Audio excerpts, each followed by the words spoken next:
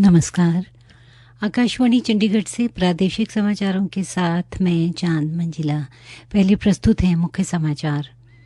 केंद्र सरकार ने 3 कृषि कानूनों पर गतिरोध को समाप्त करने के लिए आंदोलन कर रहे 40 किसान संगठनों को बातचीत के लिए आमंत्रित किया। हरियाणा आगामी फरवरी तक 3500 ट्यूबवेल कनेक्शन जारी करेगा। बिजली मंत्री ने 200 उपमंडल अधिकारी भर्ती करने की घोषणा भी की है। हरियाणा के खेल राज्य मंत्री ने कहा है कि जल्द ही खेल नीति में संशोधन किया जाएगा। मुख्यमंत्री द्वारा अवार्ड विजेता खिलाड़ियों की मासिक राशि में वृद्धि की घोषणा का स्वागत भी किया। हरियाणा में अधिकतर इलाके शीतलहर की चपेट में आए। ठंड का प्रकोप 1 जनवरी तक जारी रहेगा। अब समाचार विस्तार से। आकाशवाणी के समाचार सेवा प्रभाग द्वारा कोरोना उचित व्यवहार जन आंदोलन के तहत कोविड-19 के प्रति लोगों को जागरूक करने के लिए शुरू की गई श्रृंखला आओ कोविड को हराएं में आज का संदेश है बार-बार हाथ धोना, मास्क और 2 गज की दूरी अभी भी है ज़रूरी। कोरोना उचित व्यवहार का पालन करें, यह हमारी सामाजिक जिम्मेदारी भी है। केंद्र सरकार ने 3 कृषि कानूनों पर गतिरोध को समाप्त करने के लिए आंदोलन कर रहे किसान संगठनों को कल बातचीत के लिए आमंत्रित किया है। किसानों और सरकार के बीच ये 6वां वार्तालाप होगा। केंद्र ने आंदोलन कर रहे 40 किसान संगठनों को बातचीत के लिए आमंत्रित किया है। इस विचार विमर्श में कृषि कानूनों के अलावा न्यूनतम समर्थन मूल्य और हवा की गुणवत्ता और बिजली संबंधित बिलों पर भी चर्चा की जाएगी। कल 100वीं किसान रेल को झंडी दिखाने के बाद प्रधानमंत्री नरेंद्र मोदी ने कहा कि उनकी सरकार की नीतियां साफ हैं और कृषि क्षेत्र में सुधार के लिए उनके इरादे पारदर्शी हैं।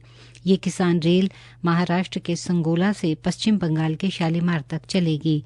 उन्होंने दावा किया कि उनकी सरकार किसानों और कृषि क्षेत्र को मजबूत करने के लिए लगातार पूरी ताकत और निष्ठा से कार्य करती रहेगी। हरियाणा के बिजली मंत्री रणजीत सिंह ने कहा है कि आगामी फरवरी तक 3500 ट्यूबवेल कनेक्शन जारी किए जाएंगे। आज चंडीगढ़ में पत्रकारों से बातचीत में मंत्री ने कहा कि अब तक 7500 ट्यूबवेल कनेक्शन दिए जा चुके हैं। उन्होंने कहा कि कनेक्शन के लिए मिले 17500 आवेदनों में से शेष कनेक्शन के लिए किसानों को 3 स्टार मोटर खरीदने की छूट दी गई और ये कनेक्शन भी जल्द ही लगा दिए जाएंगे। बिजली मंत्री ने इस मौके पर राज्य के घरेलू कनेक्शन 30 दिनों के भीतर देने और विभाग में 200 उपमंडल अधिकारियों की भर्ती करने की घोषणा भी की। बिजली मंत्री ने बताया कि आगामी 31 मार्च तक प्रदेश भर के सभी खराब खंभों को ठीक किया जाएगा। जरूरत पड़ी तो इन्हें बदला भी जाएगा। इसके अलावा बिजली विभाग के सभी खंभों की निशानदेही की जाएगी।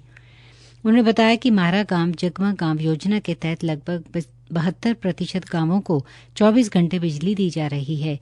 उन्होंने बताया कि शीघ्र ही शेष गांवों को भी इस योजना के तहत 24 घंटे बिजली की आपूर्ति की जाएगी।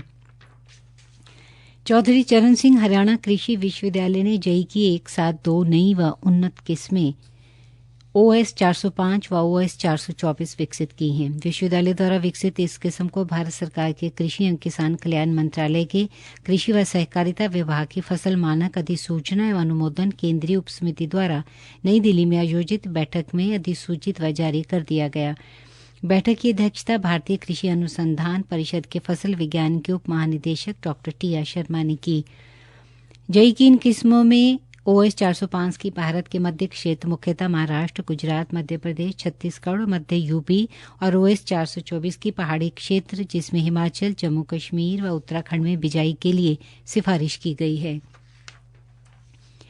केंद्रीय स्वास्थ्य मंत्रालय ने कहा है कि कोविड-19 टीकाकरण का पूर्वाभ्यास 4 राज्यों असम, आंध्र प्रदेश, पंजाब और गुजरात में सफलतापूर्वक किया गया है।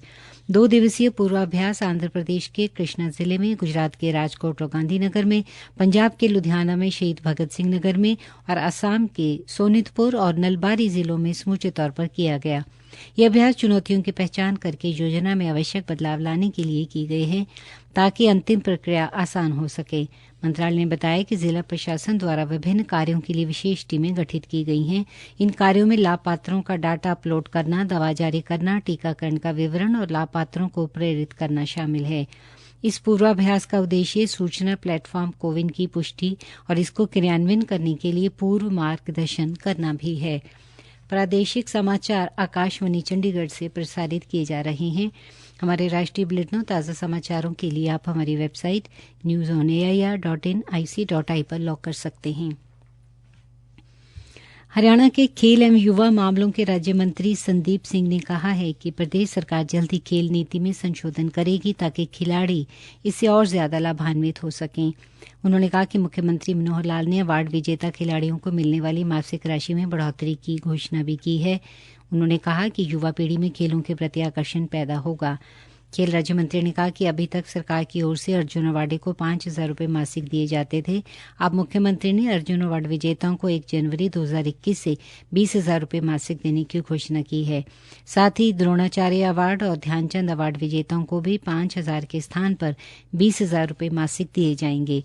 इसी तरह भीम अवार्ड विजेताओं को अब तक 5 लाख रुपए एक मुश्त पुरस्कार दिया जाता था। अब इस पुरस्कार के साथ साथ भीम अवार्डी खिलाड़ी को 5,000 रुपये मासिक दिए जाएंगे। उन्होंने बताया कि केंद्र सरकार के खेल और युवा मामले मंत्रालय द्वारा दिए जाने वाले तेनजिंग नोर्गे साहसिक पुरस्कार विजेता खिलाड़ियों को भी अब आगामी 1 जनवरी से 20,000 रुपये मासिक दिए जाएंगे। इससे पूर्व तेनजिंग नोर्गे पुरस्कार से विजेता खिलाड़ियों को एक मुश्त राशि ही दी जाती थी।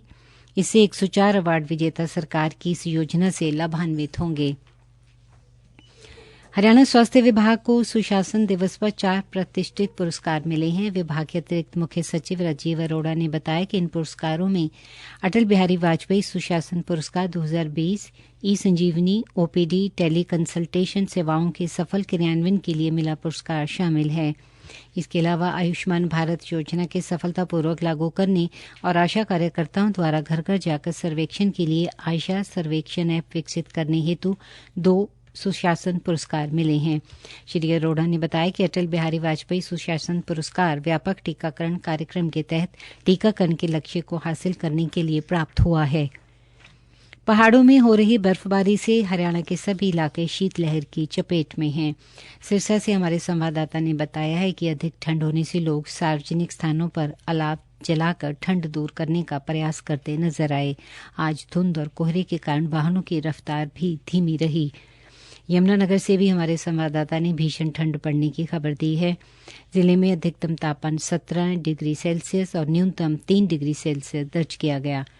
मौसम विभाग ने चंडीगढ़ में अधिकतम तापमान में सामान्य से 6 डिग्री की गिरावट और न्यूनतम तापमान में 3 डिग्री की गिरावट होने की जानकारी दी है।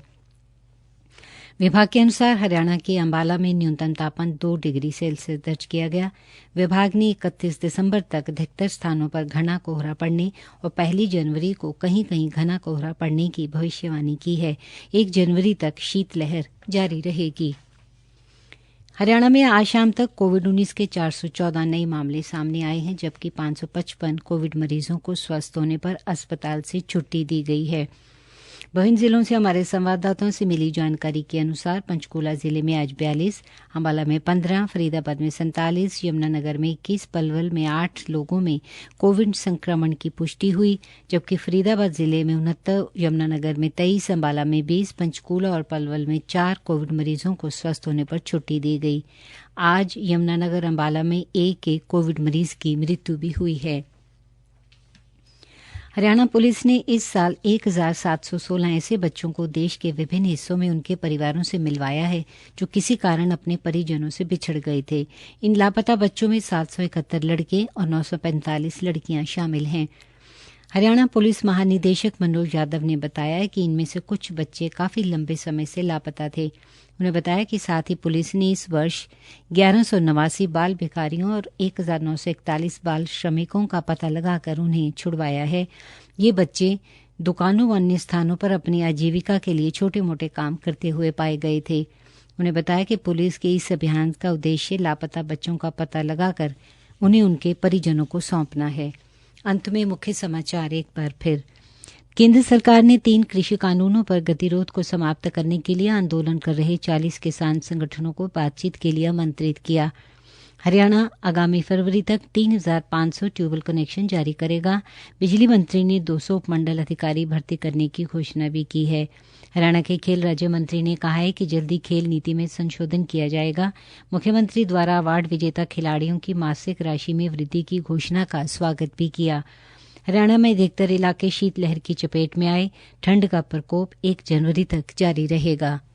प्रादेशिक समाचार समाप्त हुए।